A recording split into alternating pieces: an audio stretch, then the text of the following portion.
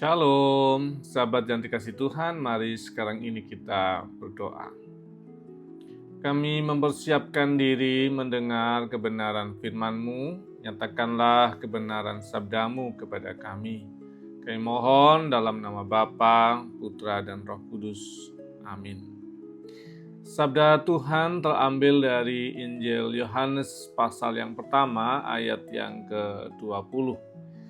Ia mengaku dan tidak berdusta, katanya, "Aku bukan Mesias."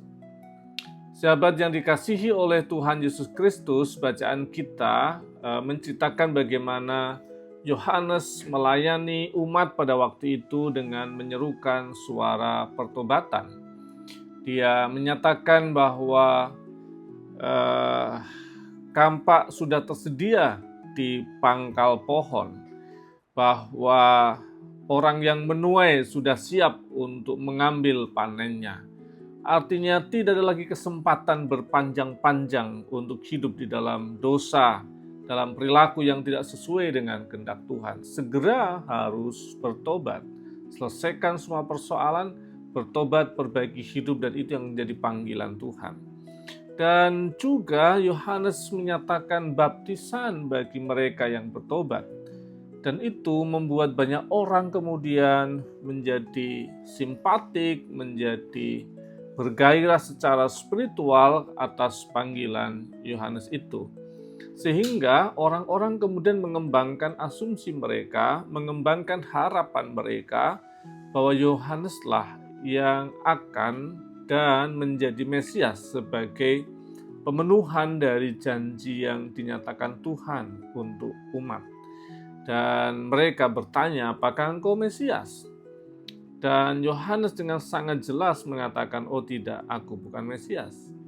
Kalau kemudian Yohanes memperhatikan kepentingannya untuk menjadi tenar, ini kesempatan dia untuk mengaku-aku sebagai Mesias. Dan dia akan mendapatkan semakin banyak pendukung dan seterusnya. Tetapi ternyata tidak. Yohanes berkata dengan jujur, tanpa kepentingan. Kepentingan cuma satu, menyatakan kebenaran. Dan dia harus mengatakan, saya bukan Mesias. Tidak ingin mengambil keuntungan dari kesempatan yang ada dalam gerak manusia pada waktu itu, gerak massa pada waktu itu. Dia nggak perlu mengambil keuntungan untuk iklan dirinya di kehidupan ruang publik. Dia mengatakan dengan jujur, aku bukan Mesias. Sahabat yang dikasihi oleh Tuhan Kristus, apa yang boleh kita pelajari dari teks kita? Yang pertama adalah soal pengakuan yang apa adanya akan membebaskan Yohanes dari persoalan yang lebih besar. Ketika dia memanipulasi dan mengatakan, ya saya Mesias untuk kepentingan dia, maka dia harus menambal banyak hal untuk satu pernyataan itu. Dan kemudian dia harus memenuhi harapan-harapan orang lain tentang dirinya sebagai Mesias. Dan dia akan ditambahkan dengan semakin banyak beban karena pengakuannya itu. Jadi ternyata hidup dengan pengakuan yang jujur tanpa manipulasi, itu akan membuat dia jauh lebih ringan dalam hidupnya. Semoga kita juga belajar dalam hidup kita dipanggil untuk menyatakan apa adanya dengan baik, benar, jujur, tanpa manipulasi. Dan itu yang akan membebaskan kita. Hal kedua yang boleh kita pelajari dari bacaan kita adalah ketika orang mengatakan, apakah Mesias? Dan dia mengatakan, oh bukan, aku bukan Mesias. Aku bukan Elia, aku bukan Nabi yang itu dan seterusnya. Kemudian orang pun cari, loh kalau bukan kamu siapa? Yohanes merujuk pada Kristus. Aku bukan Mesias, tetapi itulah Mesias. Kristus itulah Mesias. Ini jadi penting untuk kita pelajari bahwa apakah kehidupan kita bisa membuat orang kemudian memandang Yesus. Segala perilaku kita membuat kita bisa membawa orang melihat arah hati kita adalah Kristus. Dalam ucapan, dalam tindakan, dalam apapun, dalam kehidupan kita berkeluarga, dalam kehidupan kita bersama-sama di gereja, di tempat kerjaan, mau dimanapun, di masyarakat, apakah kita mampu bisa membuat orang kemudian mencari, memandang Kristus. Dan itu tujuan hidupnya Yohanes.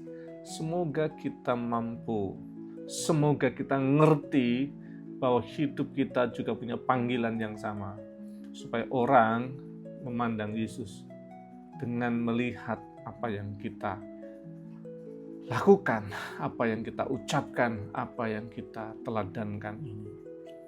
Kemudian bagian yang terakhir, yang ketiga yang boleh kita hayati dari bacaan kita adalah identitas Yohanes itu lahir dari pengenalan mendasar tentang siapakah saya di hadapan Tuhan. Apa panggilan Tuhan dalam hidup saya? Sehingga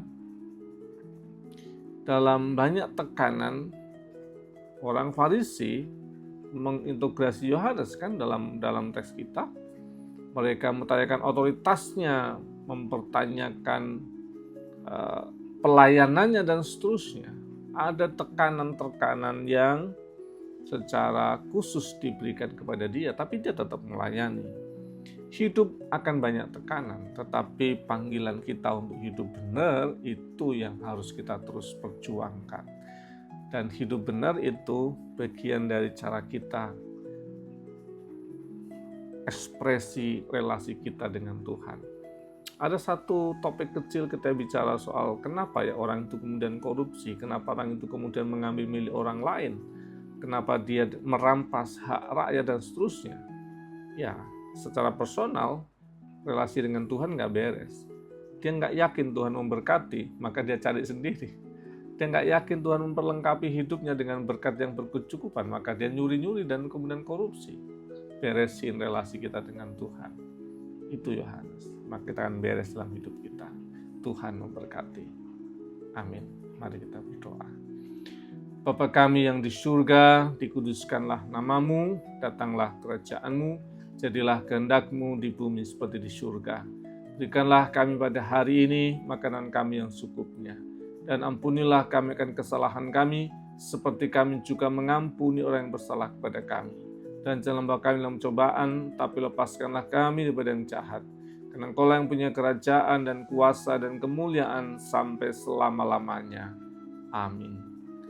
Kasih karunia Tuhan Sang Pemberi, Tuhan Sang Pengasih ada pada saudara, dalam nama Bapa, Putra, dan Roh Kudus. Amin.